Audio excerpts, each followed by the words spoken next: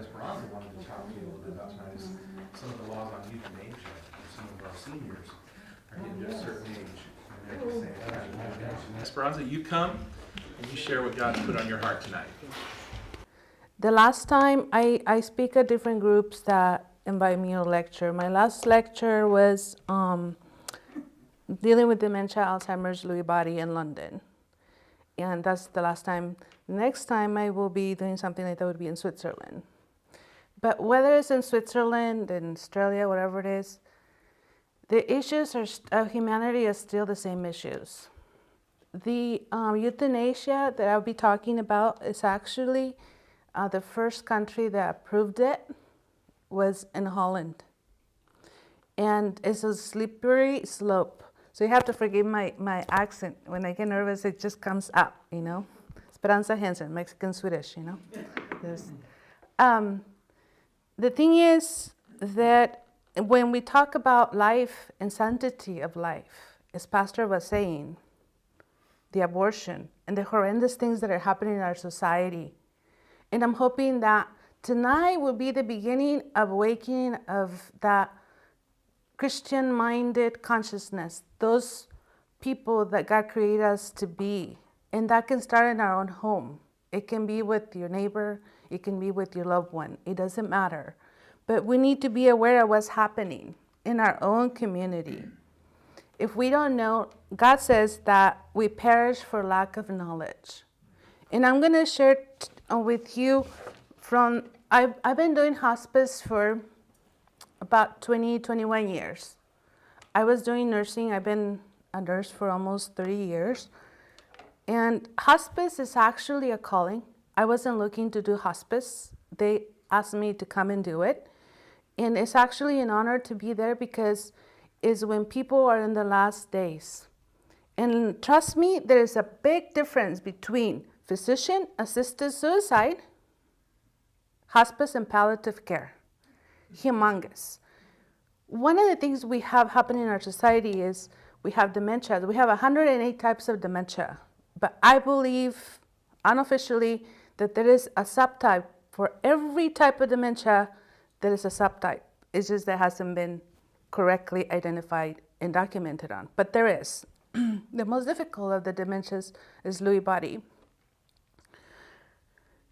The one thing I want to tell you before I go into all of the stuff that I'm going to pass to you to take home with you is that in the time that I've cared for our mamas and papas, because that's who they become for me when they come to live with us in our home, is that I have had the privilege to see that even with the person that has forgotten to talk for years, when God is coming for that person talks again normal like you and me. You wouldn't think there's anything wrong, like a miracle happened. At first I didn't know what was happening, but it started happening with other people as they're getting closer to see Jesus. And you know that part in the Bible where it says that we're going to get a new body and we're going to get young again and all of those? I believe so, but He has given me glimpses of it. But I see when we have a cognitive disability, like in dementia, Alzheimer's, and our mamas and papas go to the hospital, or our neighbors, our aunts, moms, whoever it is, wives, husbands, they're not able to verbalize their needs. They're not able to tell you what they're needing or they want. You, the person, the loved one, the power of attorney, that's who is going to advocate for that person. Do you know what you're going to do when your loved one has a cognitive disability and they get a urinary tract infection, for example, and they have a slight confusion? Do you know what you're going to do when you get there and they tell you, oh, well, you know, on your advance directive, well, you have in there, it says come for measures, because now we have a pink sheet called POST. In facilities like ours, where I don't like to call it facility because it is a home. We have worked really hard to make that environment. It's a home because when like for instance, pastor's mom, in-law, that's more likely going to be her home until Jesus comes and takes her home. And then, so if they go to the hospital, we go and we make sure we're there with them so that the doctor and nurses know what's going on with them. And when they need to come home, we bring them home, even if there's palliative or hospice. But the mama doesn't know, like Opal would not know. Nita did not know. Most of you are familiar with Nita's case, right? She didn't know, but I knew. Not only did I know, I had a responsibility, not just moral, the knowledge I had to say to them, this is what I see happening. First off, she was misdiagnosed. And this is a resentment that I have as a nurse, that just because the person is confused, but the person has not, remember this, okay, this is going to be really important. If you have a post and you put do not resuscitate, or in the event that, you're going to do comfort measures, but if Nita, and I can talk about Nita and Opal, they haven't stopped breathing. They still have a pulse. We still have a blood pressure. So what do? Is their life have sanctity? Yes, it does. So, but what happens in the hospital? What really happens? Says, well, she is 90 something and it's time for her to die. And that's what's happening. Are you ready for that? When all we need is antibiotics, a little bit of hydration. Because I really believe this. As a hospice nurse, I have seen a lot, life and death. I haven't probably seen everything, but I can tell you I've seen a lot. And it is important to know what it is that you have in the advance directive. It is really important that even for us, in all ages, is in the event of an accident, what did you want happen when you're in the hospital? Because the slippery slope is very real. In 2015, they started pushing that dying with dignity, assisted physician suicide. The way I say it is, since when healers go and become killers? Since when are we okay? So this law in California, do any of you guys know about it? This is why I'm here. Because you know how we, the education of our children starts in our home? Well, for us Christians, it starts here. We need to be aware what we're up against. It's a very different situation that is happening, and you'll see why. So in 2015, they started introducing the law. 3 Christian doctors down in Riverside appealed the law. The judge in Riverside said, the way the law was passed is wrong. You know how they passed it? Your tax dollars didn't vote for it. Your representative. This is where you start with your representatives. The law was snuck in a health bill. You see the highlighted area? That the judge had a problem with that. So we had the Attorney General for this time period went and put it back into law. So right now it's lingering. The law is not perfected because there is contentions. For me, I can truly tell you that people have asked me to give them something to make their dad die or their mom. That's not why I became a nurse. That's not what I understand of God wanting us to do. I really think that He has a time for all of us. We don't know when that time is because we don't have control of the time, but we do have control of the quality. So one of the things I'm going to read to you so that you understand where I'm coming from is that Proverbs 21, 1-3 says, "The king's heart is a waterway in the hand of the Lord. He directs it where it pleases. All man's ways seem right to him, but the Lord weighs the heart. To do righteousness and justice is more desirable to the Lord than sacrifice. So in my everyday life, in caring for our mamas and papas, I know that God is weighing my heart. But he also says that we perish for lack of knowledge. So because we have family member, one here, so when they come and bring me their mom, I said, well, what is your goal for your mom-in-law? I want her to have quality of life. But what does that look like? Well, it looks like as much as she's able to tolerate everyday life with activities, having good meals, being comfortable and safe, because that was the issue before. But what if she gets a urinary tract infection? And like in Nita's case, it gets misdiagnosed. Oh, it's sciatica. When they came to me, I said, that's not sciatica, but I'm not a doctor. Those are more like signs of urinary tract infection. Since when is a urinary tract infection a terminal illness? Since when are we allowing a urinary tract infection and the doctor's inability to diagnose it properly, medical incompetence, a terminal illness? So the thing is, a lot of people say, well, you misunderstand, Esperanza. You know that people have a right to choose. But how does an elderly person with cognitive impairment, Alzheimer's or dementia or Parkinson's, she's not able verbalizing, but the loved ones do. And I think that's one of the reasons I'm here to bring this to you, to tell you that you might hear it out there is, oh, it's constitutional. Guess what? It's not constitutional. And I'm going to show you where it says it's not constitutional, because they had tried to do this before.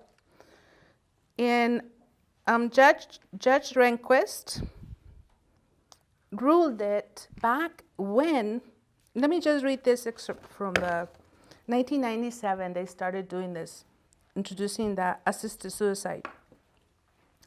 The court felt that the ban was rational in that it furthered such compelling state interest as the preservation of human life and protection of the mentally ill, disabled from medical malpractice and coercion.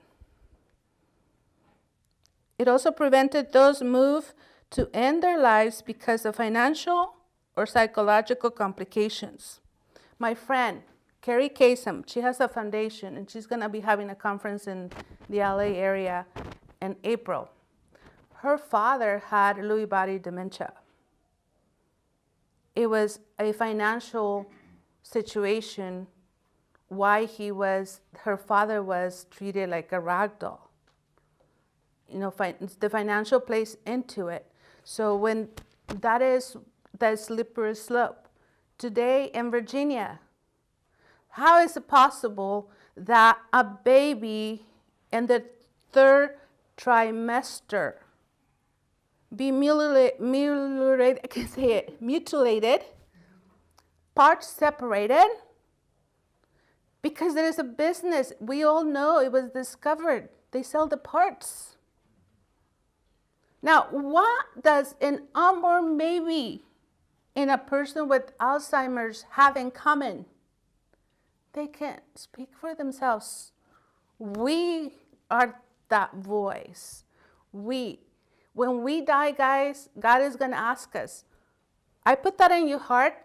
What did you do with it? Am I nervous of talking to you guys? Yeah, because it's a very sensitive issue. But I have decided my yes to be a yes. And my yes is for those that do not have a voice. Since when do we decide that a mentally person is worth less than me? Since when does a mama that is 100 years old worth less than a person that is 70 or 60 or 40? Since when do we decide those things? But we need to wake up that conscience within us that God put in there. I'm going to share with you the last part of it that made me say, okay, enough is enough. I'm not here to be political, guys. I don't believe that life is political. Life is an issue of sanctity of life. God made us. He's the only God. So I'm not here to make those issues political. But one of the things a true hospice nurse that was called to serve, it becomes a 24/7. And it consumes you in that way because you connect with people, and it is God that wakes you up in the middle of the night and says, Esperanza, you need to go and check so-and-so. Oh, that sounds weird, but over 20 years you proved that it was his idea, not yours. So I was kind of like, the guy in Nineveh. I didn't want to go. I mean, somebody else, But as I see the last 2 weeks ago, Saturday, brought her home. We had a resident. I'm going to change her name. We're going to say it's Eva. She was an orphan mama in this way. She didn't have children. She had no family members. She had only one friend that lived in Washington, D.C., and she was conserved by a conservator who happened to be a registered nurse.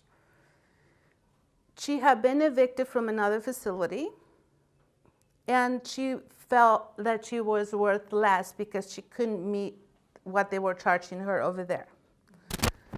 When I was asked to come and evaluate her, I did.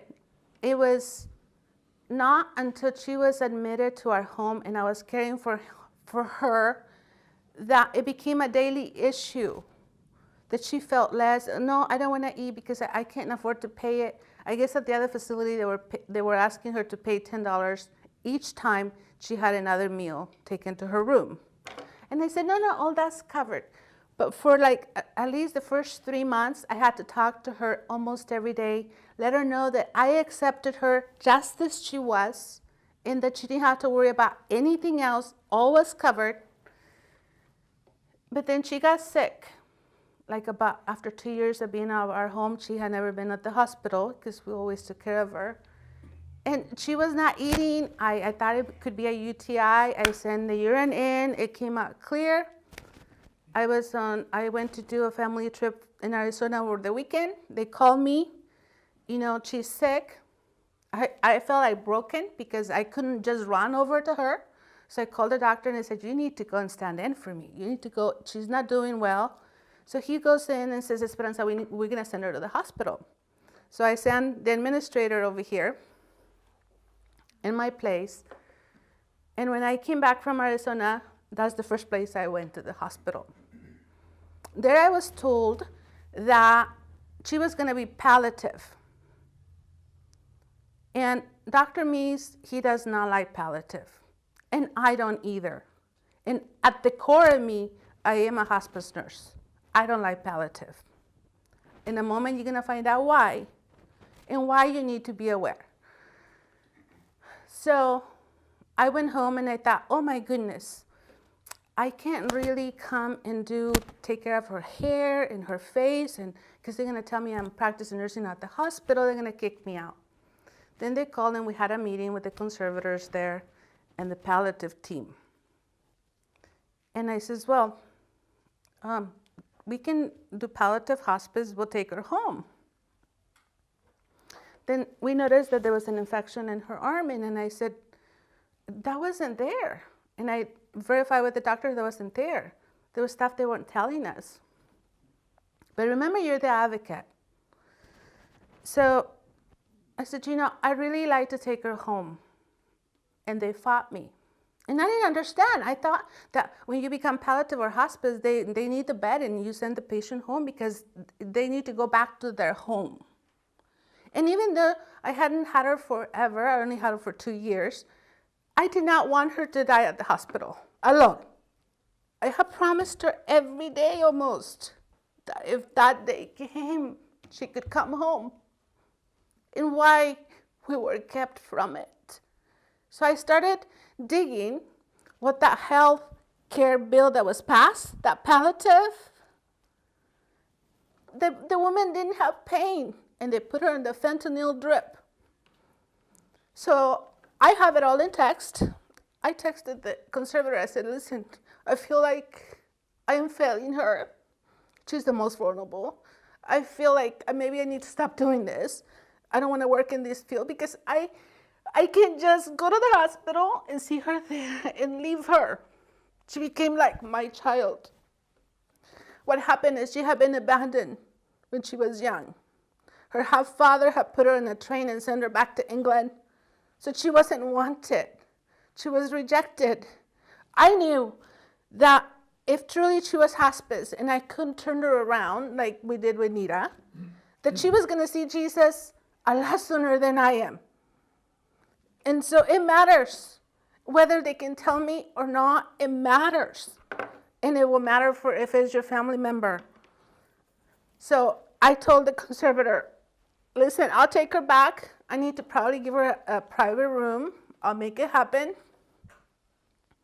But remember, more than anybody, you're the one that told me that the reason she was behaving like she was rejected and not wanted at the facility, and we had to do so much counseling with her, was because she was sent in the train and she wasn't wanted by her own family, by her father. Now I'm going to leave her at the hospital alone? That's the expectation of me? I don't think so. We can handle her needs at our home. If I have to sleep in the room, I'll sleep in the room. So she says, you you understand what my responsibilities, what I'm up against. I have to look. They're telling me that she's going to die in transport. Die in transport. So I texted her back. This is about the 100th time I heard this, die in transport. What it was is that when they put them on a fentanyl drip, they bill a lot more for that. It paralyzes the person where they cannot even swallow. They did that. They've been doing that. So that night I couldn't sleep. It was Friday night. In the morning I wake up. The conservator had texted that she was going to go back to the hospital, which was a Saturday. If she was still without changes, she was going to go in there and she was going to ask for her to be discharged to me. And she did that.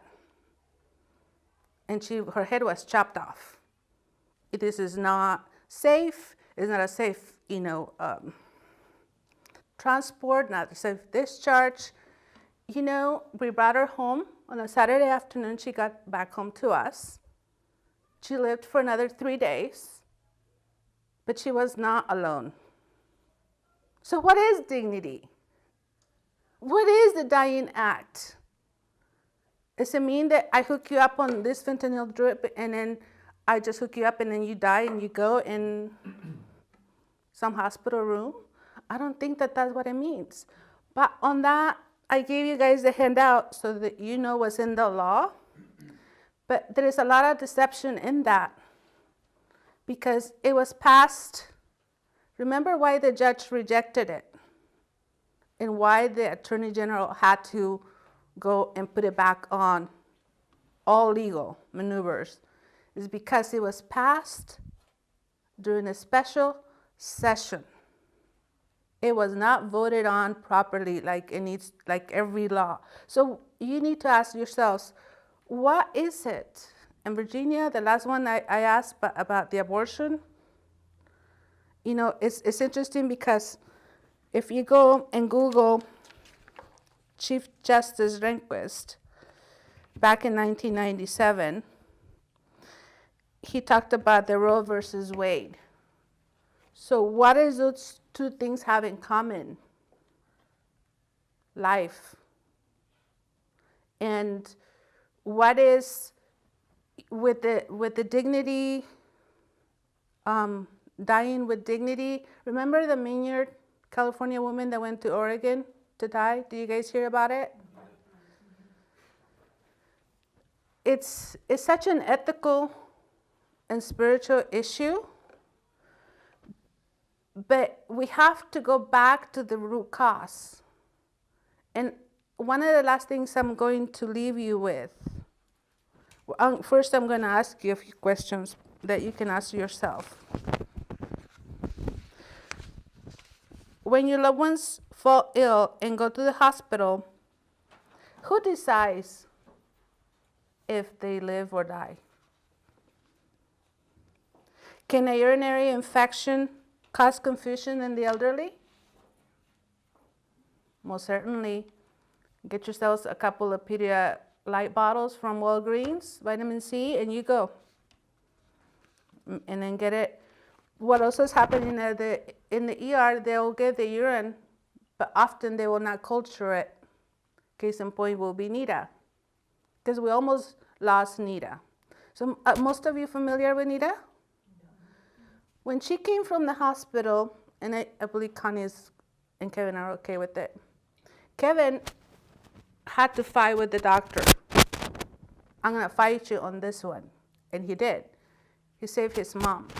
Now, was his mom like to where she could be put? Because they were minutes away from putting that drip on her. Now, you see Nita. What you don't know is this. When she came from the hospital, there was a lot more work to rehab her. She went into our memory home. She was there for about 6 weeks or so for, rehab. And then my office is on the other side, on the assisted. One day, I hear the knock on the door. Hi, I'm Nita. Back to normal. I'm ready to come back to the assisted side when you're ready for me. Oh my goodness. What a difference from being so lost. But what happened is that her family, her son, he has a supportive wife and daughter, they all understood the sanctity of life. It's not for us as healers to be killers. It is for us to continue, if we're truly called to be nurses and doctors, is to give families options. But I don't think that the assisted suicide, or just because they don't see value, or they see the value in the ability to put the fentanyl drip and bill for it, and never do a culture and sensitivity on the urine until you demand that it be done. So it is really important that when you are dancing with those decisions, I think the Holy Spirit is very real. He'll show you a person. Somehow you'll find the information. With Kevin and Pastor, not because he's here in front of me, but one of the commandments is honor your father and mother so that what? Right. It's the only commandment that comes with a blessing. Because why? Because he knew our parents need us. Our kids, we need to teach our kids how to love. But there is another commandment. And this is why I'm here today. It says in the commandment 6. Do you know what that one is? Thou shalt not murder. So, there is no question in my mind why the Christian doctors from the Medical Association, Christian Association down south, they're probably still working against that, because how medical professionals are using it. There was one research done where it showed that 3 out of 9 ICU nurses found it easy to do what? To decide how much medicine you need and bye-bye. But as a hospice nurse, I stand here to tell you that one of the things that God has taught me is that it is for me to facilitate knowledge and care and to love and to guide you. I may not have the answers, but I'll find somebody that has them. And he is right there with us when we do that. It's because when we get sick, it's really not an event. It's really a journey. And what I have seen hospice be is a period of grace where people are told you have 6 months to live. Some people die the next month. Some people die in 3 weeks. I had I have many cases, but one in particular, just to show you. She was going to live 1 week. The dialysis doctor told the family, go get the casket ready. Your mama is going to die. So they did. They were crying, they were angry, all the faces of grieving were clumped together. I brought her home. Yes, she was dialysis 4 times a week. Yes, she had a stroke. She had a paralysis on the left. She was a diabetic. She had hypertension. But you know what? The first 3 months I parked myself in her bedroom, monitored her sugars. She lived 8 years, 3 months. So, you decide. What is that, I was just doing my job. God allowed her that much life. That's God in that person. She had a lot to do still. She rented a jet and she went to Vegas and took the whole family for a week and her friends. So it's not for me to decide that, oh gosh, I just need to give you some morphine. But yet when we have the hospice, when it truly is a hospice case, I don't believe a person should suffer. You can do it. We can keep the comfort. We come a long ways to be able to manage pain. There may be some of those intractable conditions that are harder. But one of the things that every time I struggle with life and death in front of people, I have to go back and talk to God, go to the chapel. So I don't know how to do this one. Invariably, He will show me the ways. And I remember that on the cross, He suffered. So it's not for me to take the suffering. I do not know what that person needs to deal with. Maybe she just needs to wait for the daughter to get back from New York. And that has happened. But I'm not going to, hasten something that is not for me to do. I do believe one day I'm going to be held responsible for all of that. But Kevorkian, remember that guy? He said, if you research him, you know what he said? He said that Jesus would have died an easier death, a more comfortable death in the back of his van than on the cross. Who is he? Do you know who he was? He was a pathologist. There is some research showed that he sold parts, eyes, retinas, the long bones. He saw people as a disease. He saw himself as really a God. And that is the danger in us as professionals. The research showed that if a doctor did it once, the second time was easier. And the third time was much easier. And so it was for the nurses in the ICU. So compassion, what is really? You have to go back to God. What does He see? And I'm going to end it with one story. When I first started doing hospice, I didn't understand. The other nurses were saying, Esperanza, Peggy over here worked with Mother Teresa for 10 years. She's been doing hospice for 25, and she doesn't have any experiences like you're having, and you want to quit. I did. I thought, I don't know why these people think I can do hospice. I didn't have experience, but I was managing the symptoms. And they told me, Peggy, who had worked with Mother Teresa, told me the story about a man that had been pulled from the curb full of maggots in his legs. And Mother Teresa brought him in, washed him up. There's a lot of messages in here, you guys, okay? Washed him up. And then she would make rounds every day. And one day she came along and said, oh, he's just having a horrible time over here. And she would go and talk to them, says, Mother Teresa, this pain, I need it taken away. And she held his hand and said, oh, my child, don't you know that when you're most experiencing pain of the worst kind, that's when Jesus is kissing you? And so the man says, oh, Mother Teresa, can you tell him to stop kissing me?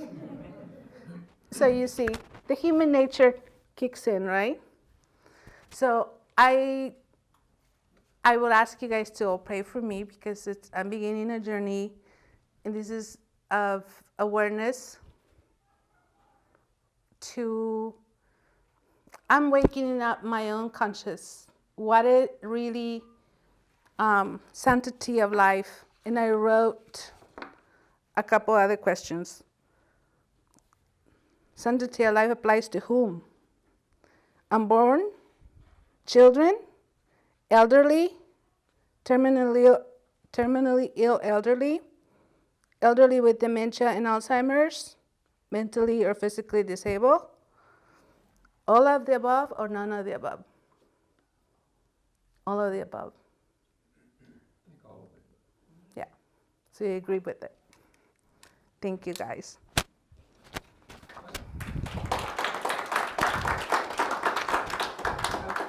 Question if you have time. Sure.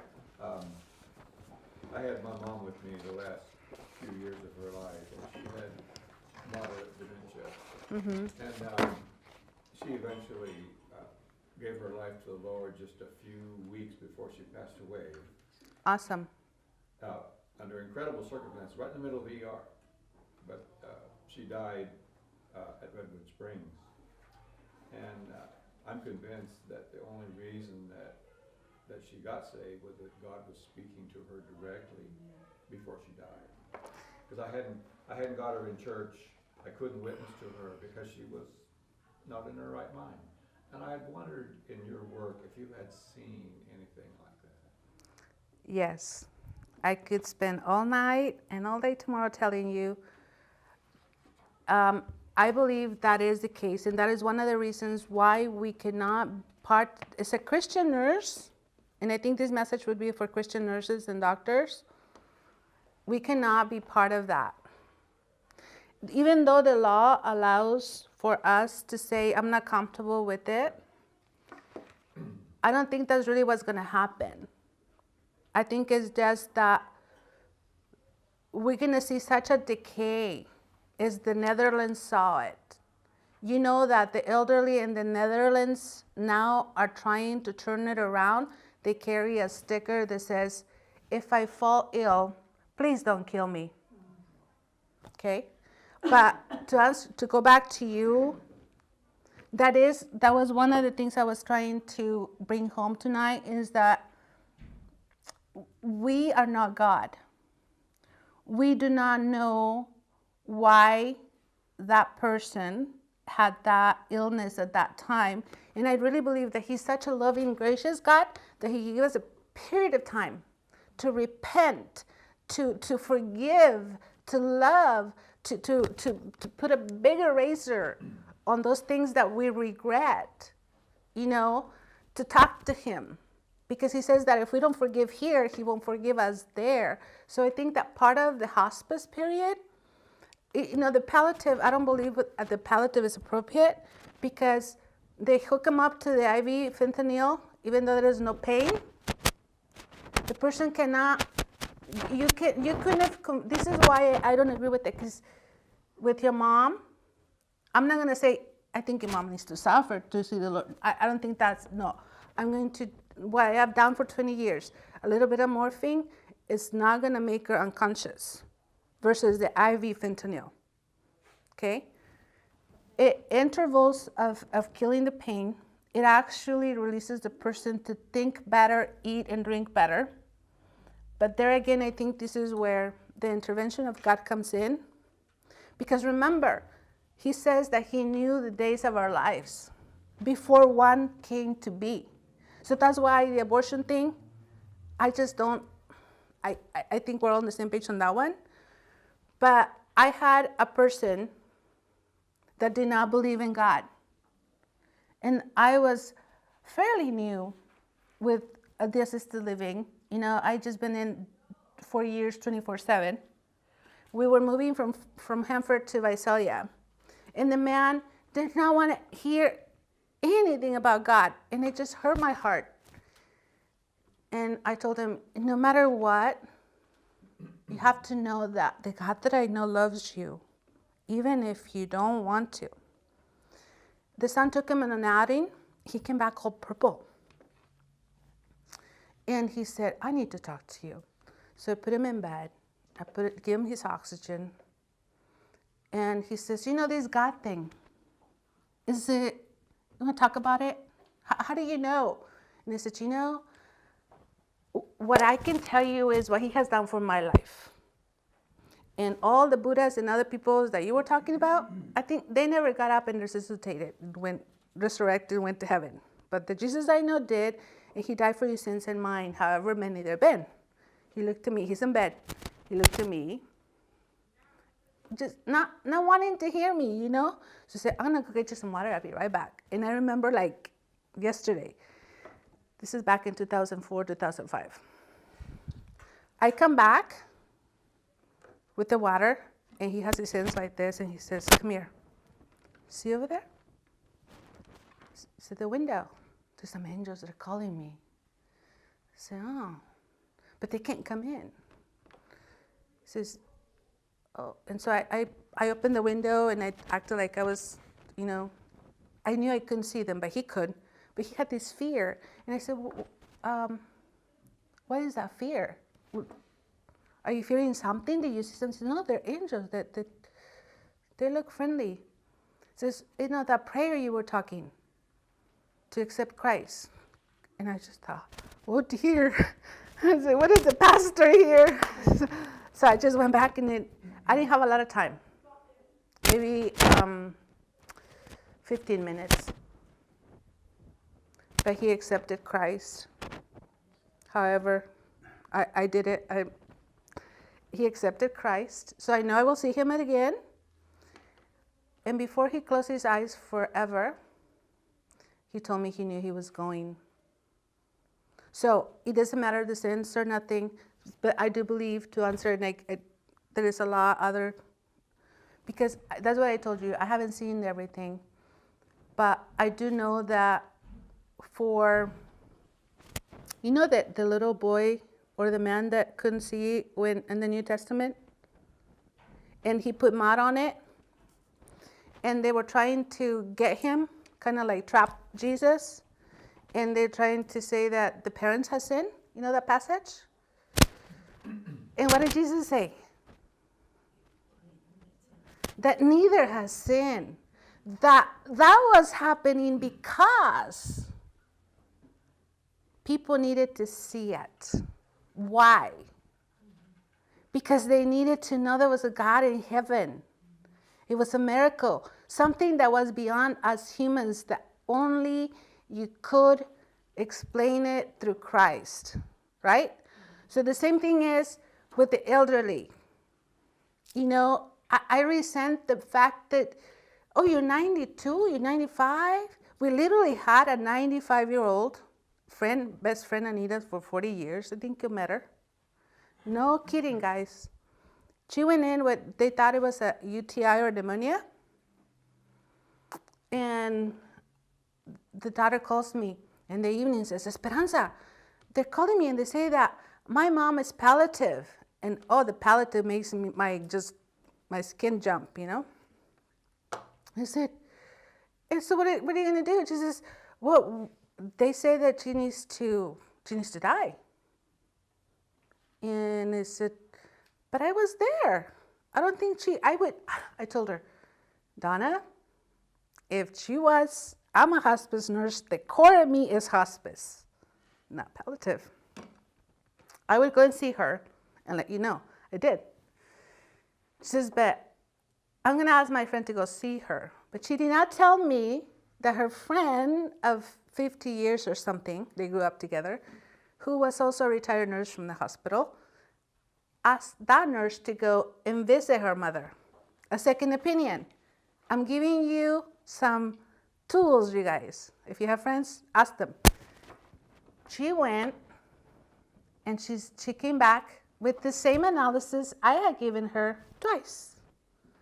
So she comes back and says, hey, my friend says, the other RN says that my mom should not be put on hospice. That she's, so, okay, so can you be there at the meeting tomorrow? Kind of like we have with the other mama that they were not going to let me have her back.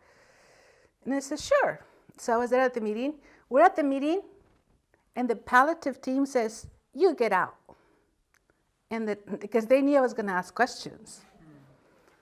So when you invite an advocate, make sure you support the advocate. You invited them for a reason. I just stay there, but it's 2 daughters. Says, no, we want her to stay. We called her. Oh. So they start talking.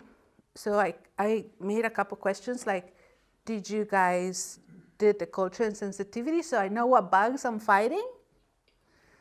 No. Well, let's do that one. But why did you want to put her on palliative? Because I knew they were going to put her on that fentanyl patch. It's not even a patch. It's a drip. And they were going to just paralyze her. I can fill this room with people that this has happened to you guys. And so I said, okay. So tell me, why does she need to be? Because I looked at the daughters to see if I had the permission to speak, and they said, yeah. Just, come on, she's 95. So that's a reason? You've seen her. Sometimes she doesn't even use a walker. She crochets. She's expecting her other, Nita and her are both expecting great-grandkids. So was it her time? No. Did I extended her life? No. I facilitated quality of life because it's not for me to take. Amen. Only one. Amen. Yeah, thank you. Any more questions, you guys? Yeah. What is palliative? That is the confusing thing. On the paper that I handed out, when they passed the law, they put it in the health bill, which means you're paying to get killed, pretty much, because there was no votes. That is why it's a deception. But everything the devil does is a deception anyway. Palliative, let's use like a diagnosis. A person who has had leukemia, adult onset, or congestive heart failure. You are still allowed to get, if you need to be drained, like a paracentesis so that you can breathe better, you still can have those services. Hospice, on the other hand, nothing. No extra measures to help you live. Pain management, yes. Oxygen, yes. But none of, we have a resident that had the onset leukemia. So she went and had blood transfusions. But the daughter was a nurse. She was smart. If the hospital, and I'm not saying names, because I think you guys can deduct that, had her choice, she would have been put on palliative and just paralyzed with the fentanyl drip so that they didn't do the blood transfusions. Palliative is really a measure put in by some hospitals so that the elderly person doesn't come back within the 30 days period. Why? If you're shaking your head, because if they come back, the hospital gets fined $125,000. Okay? So you have to weigh it. The early scripture I read to you, how God weighs our hearts. Well, so your life. Because why palliative? And you're going to hear this out there. And this is why I'm here tonight. Oh, no. We can't give you your mom or your grandma back or your aunt or your husband or your wife. She'll die in transport. Nonsense. Oh, there's only one hospice agency that can meet these needs. Nonsense. My conviction, when I have promised that person who was hard of hearing, who was blind, who was rejected, right? Who felt alone. I'm just gonna ask you, which one of you guys here wants to die at the hospital alone? None of us, right? I don't. But when we are the voice for someone else that was entrusted to us, we have to kick in, regardless of the political black fold. But palliative is really, to me, is a corrupt word. It's a deceptive one. They also can bill Medicare a lot more. If you do hospice, my doctor will answer it to you this way. The palliative is nonsense. It does not meet the comfort. With hospice, if it's truly, I have 6 months or less, let me do hospice. Let me be in my own bed at home. And if I can't be in my own bed, hospice will send a hospital bed and try to do it. But those are things that, we don't like to think about it because we always think that it's going to happen to somebody else. But we never know when we need to jump in for a neighbor.